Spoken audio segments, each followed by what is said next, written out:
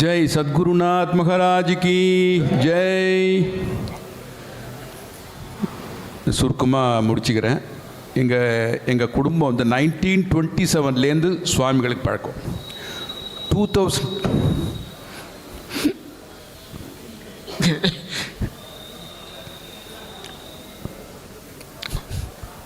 2027 வந்தால் 100 வருஷம். இந்த சம்பவம் வந்து என்னுடைய சிஸ்டர் சம்பந்தப்பட்டது. புதுப்பாளையத்தில் விஜயான்னு சொல்லிட்டு எங்கள் சிஸ்டருக்கு வந்து விஜயான்னு பேர். விஜயாவை வந்து நாங்கள் வந்து சுந்தர் அம்மா வந்து நாகராஜன்றவருக்கு மேரேஜ் பண்ணி கொடுத்தோம். சார் மாதிரி இருப்பார் நாகராஜன். கல்யாணம் ஆயிடுச்சு. நாங்கள் வந்து எங்கள் குடும்பம்லாம் வந்து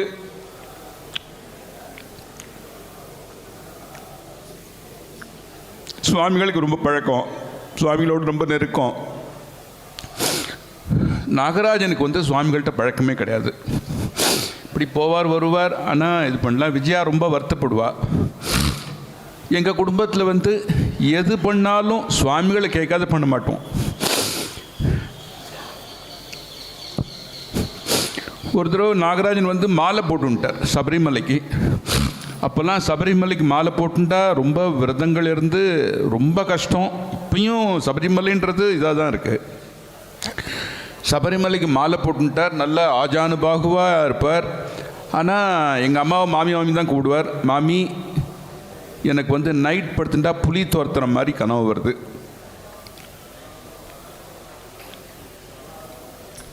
பயமாக இருக்குது அப்படின்றார்.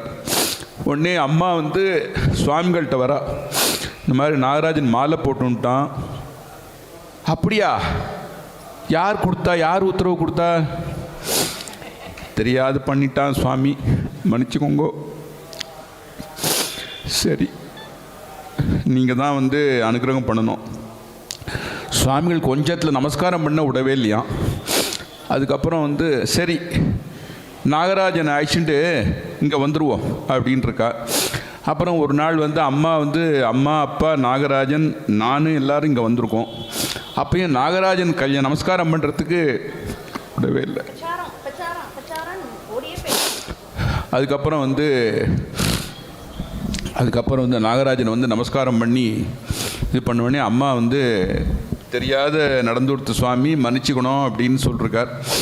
உடனே சரி பரவாயில்ல, நீங்கள் வந்து அந்த குரூப்போடு நீ சபரிமலை போவேன்னா, அவள் கிளம்புற அன்னைக்கு இருமுடி திருமுடியோடு இங்கே வந்துடுவோம், மற்றதெல்லாம் சுவாமி பார்த்துக்குவோம் அப்படின்னு சொல்லிட்டார். தனுர் மாதம் காலங்காத்தால் வேண்டிய வேஷ்டி கீஷ்டி எல்லாம் வாங்கிட்டு வந்துடுவோன்னு சொல்லிட்டா. வேஷ்டி கீஷ்டி எல்லாம் வாங்கிட்டு குதிரை வண்டியில் அம்மா அப்பா நாகராஜன் விஜயா நான், எனக்கு அப்போ 9 வயசு, எல்லாம் வந்துட்டோம். தனுர்மாச பூஜை நடந்துட்டு இருக்கு. சுவாமி சொல்கிறார், தனுர்மாச பூஜைக்கு அப்புறம் இன்றைக்கி 300 பூஜை இருக்குது அப்படின்னு சொல்லிட்டார். அப்புறம் நாங்கள் வந்ததுக்கப்புறம் கைலாச குருக்கள்னு இருந்தார், அங்கே தான் நடந்தது. இந்த இதை வந்து எல்லாருக்கும் இருமுடியை பிரித்து எல்லாம் பூஜையோடு எல்லாம் சேர்த்துட்டு இது பண்ணிவிடுவோம் அப்படின்னு சொல்லிவிட்டு நாகராஜனுக்கு வந்து அம்மாட்ட இந்த வெள்ளை வேஷ்டி கட்டின்னு வர சொல்லு அப்படின்னு சொல்லிட்டார். நாகராஜன் வந்து வெள்ளை வேஷ்டி கட்டின்னு வந்துட்டார். கைலாச குருக்கள் கற்பூரம் ஏற்றுறார். ஐயப்பனை இங்கேயே வர வச்சிருவோம். இல்லை, கைலாச குருக்கள் இருமுடி திருமுடி எல்லாம் எடுத்துன்னு வந்துடுவோம். இங்கே நீ மூணு தடவை பிரதர்ஷனம் பண்ணிட்டு வந்துரு அப்படின்னு சொல்லிட்டு சுவாமி சொல்லிட்டு அந்த இருமுடி எடுன்றார். அதில் இருக்கிற நெய், நம்ம இதுக்கு மலைக்கு நெய் தானே எடுத்துன்னு போவா, நெய்யை இதில் விட்டுடலாம், விளக்கேற்றிடலாம். அன்னைக்கு ஆரம்பித்த மகர தீபம் இது. மகர மாதம், அதாவது தனுர் மாதம் காலையில் ஆரம்பிச்சது. அன்னிலேருந்து தான் மகர தீபம் அதுவே ஆரம்பிச்சது. எங்கள் அத்திம்பேரால தான். அத்திம்பேர் நிற்கவே இல்லை, குதிக்கிறார். அவரால் எதுவுமே கண்ட்ரோல் பண்ண. அவர் வந்து அப்போ வந்து அறிந்தும் அறியாமலும் தெரியாமலும் செய்த பிழைகள் எல்லாம் பொறுத்து காத்து லட்சம் ஞானானந்தகிரி சுவாமியே சதமையப்பான்னு சுவாமியை பிடிச்சிட்டு கதறார். சுவாமி நமஸ்காரமே பண்ண உடல, ஆனா விழுந்து நமஸ்காரம் கட்டிண்டு ஒன்றும் கவலை வேணாம், சுவாமி பார்த்துக்குன்னு சொல்லிட்டு அப்போ பிடிச்சவர் தான் சுவாமிகளை. வேறு எந்த தெய்வமும் தெரியாது அவருக்கு. அப்போது கைலாச குருக்கள் கற்பூரம் ஏற்றின்னு வந்தார். அத்தனை பேரும் பார்த்தா அவ்வளோ பாதம். அந்த அந்த விபூதியில் நான் என் கண்ணால் பார்த்தேன். விபூதியில் மலையிலேருந்து கீழே இறங்கி வர சின்ன பாதம், அப்படியே ஐயப்பன் பாதம். படியிலேருந்து அப்படியே எல்லாரும் பாருங்க, ஐயப்பன் இங்கே வந்தாச்சு. அந்த ஹாலில் நடந்தது அது. நான் இருந்தேன் அப்போ, எல்லாரும் இருக்கா. அப்போது அந்த சம்பவம் வந்து எங்களால் இந்த நிமிஷம் மறக்க முடியல. சபரிமலை ஐயப்பன் வந்து சாதாரண தெய்வம், உக்ரமான தெய்வம். எங்கேயான இது பண்ணலாம் கூட பக்கத்தில் ஏதான ஒரு ஐயப்பன் கோயிலில் போய் தான் இருமுடி செலுத்தி தான் நம்முடைய பிரார்த்தனையை பூர்த்தி பண்ணணும். நம்ம சுவாமிகள் தான். அது அன்னிலேருந்தே எங்களுக்கு குலதெய்வம் எல்லாம் இங்கே தான். திருப்பதி போய் மொட்டை அடிக்கணுமா, எல்லாம் தப்போகணும். இது இப்படி இருக்க இன்னொரு நான் கண்டினியூ பண்ணட்டுமா? நீ எங்கள் குடும்பத்துக்கு கல்யாணம் அத்தனையும் பண்ணி வச்சுப்பா சுவாமிகள் தான். ஏன்னா 1927 தெரியும் சொன்னால் எங்கள் அம்மாவுக்கு 5 வயசுலேருந்து தெரியும். அம்மாவுக்கு 18வது வயசில் தாத்தா தவறி போயிட்டா. அந்த காலத்தில் சொத்து சுகம்லாம் ஒன்றும் கிடையாது, ரொம்ப கஷ்டப்பட்டா. கொஞ்ச நாள் 18 வயசு வரைக்கும் சுவாமி அம்மா வந்துட்டு இருந்தா. அதுக்கப்புறம் புருஷ துணை இல்லை, வர முடியல. அங்கே திருக்கோவிலூரில் ஹெட்மாஸ்டர் கிட்ட சொல்லி, மங்களம் வந்து என்னை பார்க்கவே இல்லை, மங்களத்தை வர சொல்லு, மங்களத்தை அவள் பஜனை பண்ணுறவா வந்து நீ இனிமேல் ரெகுலராக ஏகாதசிக்கு இங்கே வந்து பஜனை பண்ணணும். சுவாமி ஆற்றுல பாட்டி அம்மாவோட அம்மா எனக்கு கொள்ளு பாட்டிலாம் இருந்தா. கொள்ளு பாட்டி தான் சித்தலிங்க மடத்தில் சுவாமிக்கு இது மாதிரி திண்ணையில் உட்காந்துருக்கச்சு பிக்ஷை பண்ணி போடுவா. இவ்வளோ பெரிய மகான்னு தெரியாது. எல்லாருமே அங்கே தான் இருந்திருக்கா. சுவாமிகள் அங்கே இருக்கச்சு இங்கேயே வருவா. தாத்தா செத்து போனவனே அந்த இது முடிஞ்சுட்டு ஐஷ்ணவரத்துக்கு ஆள் இல்லை.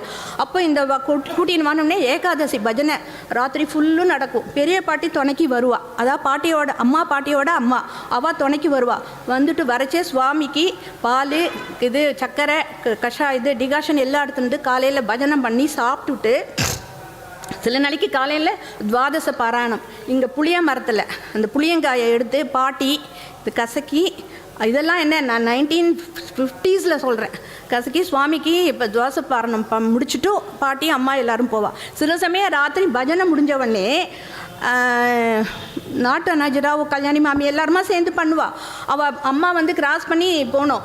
சாமி இருக்குன்னு சொல்லி வாசலில் போய் வழி அனுப்புவா. மழை கொட்டுன்னு கொட்டித்தான். ஐயோ இப்படி மழை கொட்டுறதே சாமி, நான் இங்கேருந்து பார்த்தேன்னே கூட ஒரு மாமியை துணைக்கு தான் அம்மா எப்படின்னு கூட்டின்னு வருவா. நான் சுவாமி பார்த்துட்டே இருக்கேன், நீ போயிட்டு வா. ஒரு ஸ்டேஜுக்கு போனவொடனே பெண்ணையாற்றில் கட்டுனே மழை டப்புன்னு நின்றுடுத்து. பின்னாடி ஒரு பைரவர் கூடையே நாய் வந்தது. நாய் அம்மா ஆற்றுக்கு வாசலில் போனவொடனே நாய் காணாமல் போயிடுது. மறுநாளைக்கு என்ன ஜாக்கிரதையாக போனியா அப்படின்னு சொல்லிட்டு அம்மா கிட்ட அம்மா ஃபுல்லும் சுவாமி பிரசாதம் சாப்பிட்டு தான் அம்மா ஃபுல்லும் வளர்ந்தது. அது மாதிரி அம்மா அப்பா கல்யாணம், அடுத்த கல்யாணம் இங்கே சரசா சித்தி இருந்தாலே அவள் எல்லாருக்கும் கல்யாணத்துக்கு எங்களுக்கு சம்மந்தி ஆத்து மனுஷவா பேசுகிறவா சுவாமி தான். இங்கேருந்து பொண்ணு தான் வரும், வேறு எதுவும் எதிர்பார்க்கக்கூடாது. நகை நட்டுலாம் ஒன்றும் கிடையாது. அப்படி இருந்தால் கல்யாணம் பண்ணிக்கோங்க அப்படின்னு அவளுக்கு கண்டிஷன் போட்டுருவா. அது மாதிரி எல்லா கல்யாணமும் இங்கே தான் நடந்தது. சுவாமி தான் எங்கள் ஆற்றுல எல்லா கல்யாணமும், இன்க்ளூடிங் என்னோடய அக்கா பிருந்தாலேருந்து இங்கே தான் நடந்தது கல்யாணம். எல்லாரும் கல்யாணம். எங்கள் கடைசி சித்தி கல்யாணம் வச்சு அவள் மெட்ராஸில் போய் செட்டில் ஆகிட்டா. அப்போது வந்து சுவாமி தப்பவனத்துலேயே கல்யாணம் பண்ணிக்கலான்னா. அப்போ மணிமாமா இங்கே இருந்தார் இல்லையா, KN சுப்பிரமணியம், அவரை வந்து இங்கே நடந்தால் அவள் சம்பந்தியாத்து மனுஷாக்கெலாம் உங்களை பற்றி தெரியாத, ஆசிரமத்துக்கு ஏதாவது அபச்சாரம் பண்ணிவிடுவா, நம்மளால் சொல்ல முடியாது, கீழையூரில் பண்ணுறேன்னு சொல்லி கல்யாணத்தை பண்ணினான். கல்யாணம் சாயங்காலம் ஜான்மாசம் முடிஞ்சுட்டு ராத்திரி ஜல் ஜல் ஜல் ஜல் ஜல் சத்தம். ஒரு 1000 குதிரையில் அப்படியே எல்லோரும் அப்படியே வரா. நான்லாம் சின்ன குழந்தை, எங்களுக்கெல்லாம் கூட காதில் வருது. எல்லோரும் ஒரே கத்துறோம். எங்கள் பாட்டி எங்கள் கல்யாண பொண்ணை ஆயிடுச்சுட்டு பொண்ணை காணும் கத்துறா. பக்கத்துலேயே வச்சுட்டுருக்கா. எல்லோரும் கத்துன்னு கத்துறா. அதுக்கப்புறமா அது தெரிய வந்தது அது சரியான இடம் இல்லைன்னு. அதுக்கு தான் சுவாமி முன்னாடியே நமக்கு சொல்லியிருக்கார். அதுக்கப்புறம் இவளோட மாமனார் பிருந்தாவோட மாமனார் அத்திம்பேர், நாகராஜன் அத்திம்பேர், 2 பேரும் சுவாமியோட பெரிய படம் சேர்ந்துப்போம் விளக்கு ஏற்றிருந்தது. கற்பூரத்தை ஏற்று ஞானானந்தா என்ன சொன்னா, ஞானானந்தகிரி சுவாமியே சரணமையப்பா ஞானானந்தகிரி போட்டதுக்கு அப்புறம் அந்த குதிரைகள்லாம் காணாது போயிடுத்து. சட்டுன்னு சத்தம் நல்லபடியா முகூர்த்தம் முடிஞ்சது. அப்புறம் காலையில் எழுந்து ஒவ்வொருத்தரும் என்ன நடந்ததுன்னே புரியல. இப்படியும் முகூர்த்தத்தை முடிச்சுட்டு பொண்ணு மாப்பிள்ளையோட அங்கே வந்தா சுவாமி கேட்குறார், என்ன கல்யாணம் நல்லா நடந்ததா? சுவாமி சொல்ல தப்பினேலா? சுவாமி எல்லாம் காரியத்தோடு தான் சொல்லும், ஆனால் மணி ஒன்றும் கேட்க மாட்டான் அப்படின்னு சொல்லி அப்புறம் சுவாமி எல்லாருக்கும் அனுப்புகிறோம். அதனால அவரோட இது நாங்கள் தாண்டி நடந்தனா எங்களுக்கு ரொம்ப அது அபச்சாரமாக இருக்கும். அது மாதிரி நிறைய அனுபவங்கள். இன்னும் ஒன்று சொல்லிடுறேன். சித்தியும் எங்கள் அப்பாவும் பிருந்தா சின்ன குழந்தையாக இருந்தா. அப்போ சித்தலிங்க மடத்துக்கு அடிக்கடி சுவாமிகளை பார்க்க வருவாள். அப்போ சுவாமிகளை பார்க்க வரைச்சி இவனையும் அழிச்சுன்னு வந்திருக்கா, குமாரியும். அப்போ ராத்திரி இருந்துட்டு சித்தி நிறைய பேசுவா, சுவாமிகளோட நிறைய அனுபவிப்பா, எல்லாம் பண்ணுவா. மழை கொட்டுன்னு கொட்டிட்டு, நீ இப்போ போக வேண்டாம் சரசான்னு கூப்பிடுவா. சரசா இங்கேயே தங்கிடலாமே ராத்திரி அப்படின்னா. இல்லை சுவாமி போனோம், ராத்திரி இவன் வச்சுட்டு இருக்க முடியாது, 1.5 வயசு குழந்தை இருக்க முடியாது, நான் கிளம்புறேன் அப்படின்னா. சரி போறியா, சரி போயிட்டு வா அப்படின்னு சொல்லி அனுப்பிச்சா. அதுக்குள்ளே சுவாமி தூளியை கட்டி அங்கே இவனுக்கு அங்கே எல்லாம் ஏற்பாடு பண்ணிவிட்டு 2 நிமிஷத்தில் அவன் 2 பேர் திரும்பி வந்துட்டான். பஸ்ஸு ஒன்றா விட்டுதா, நீ பஸ்ஸை விட்டியா, என்ன ஆச்சு, இந்தா போடு குழந்தைய தூளியில், காலையில் போகலாம். அது மாதிரி எங்கள் குடும்பத்துக்கு அப்படி ஒரு செஞ்சுருக்கார். சத்குருநாத் மகாராஜ் கி ஜெய். இது நான் சொன்னது ஒரு ஜஸ்ட்டு ஒரு கடலில் ஒரு சின்ன ஒரு துளி. இதுதான் நிறைய எங்கள் குடும்பத்துக்கு அப்படி செஞ்சுருக்கார், செஞ்சுட்டே இருக்கார். ஒன்று